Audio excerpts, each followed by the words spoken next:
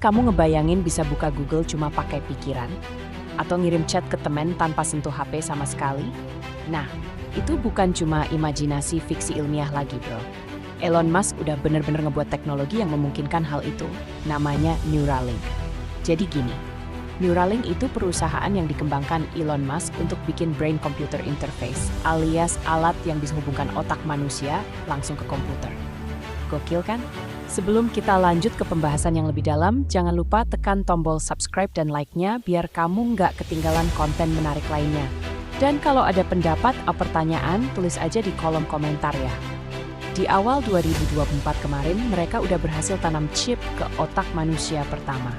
Nama pasiennya nggak diungkap, tapi katanya dia bisa main catur digital cuma pakai pikiran. Nggak usah gerak sama sekali.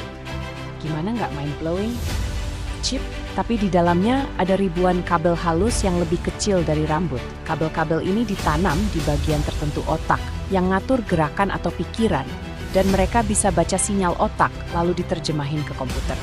Tapi tunggu dulu, kita nggak bisa langsung seneng-seneng doang. Ada banyak pertanyaan besar soal keamanan, etika, dan risiko jangka panjangnya.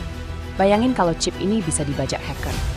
Bukan cuma akun medsos yang diretas, tapi isi pikiranmu, atau kalau perusahaan besar bisa baca data otak kita buat iklan atau manipulasi keputusan. Serem juga ya. Terus ada juga pertanyaan soal kesenjangan sosial. Gimana kalau cuma orang kaya yang bisa pasang chip ini? Mereka jadi punya otak upgrade, bisa belajar lebih cepat, kerja lebih efisien, dan akhirnya ninggalin yang lain makin jauh. Dunia makin gak adil.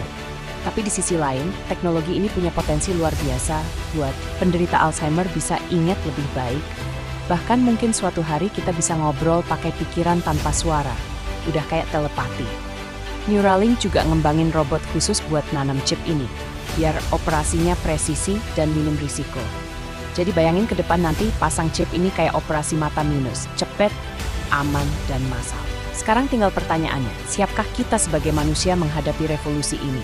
Apa kita cukup bijak buat ngelola kekuatan sebesar ini, atau malah bakal jadi bumerang? Karena satu hal yang pasti, Neuralink bukan sekadar teknologi. Ini awal dari era baru hubungan manusia dan mesin. Dan begitu garis itu dilewati, nggak akan ada jalan mundur. Kita nggak lagi ngomongin gadget, tapi masa depan spesies kita. Terima kasih udah nonton sampai habis. Jangan lupa like dan subscribe biar nggak ketinggalan konten seru lain seputar teknologi dan kehidupan.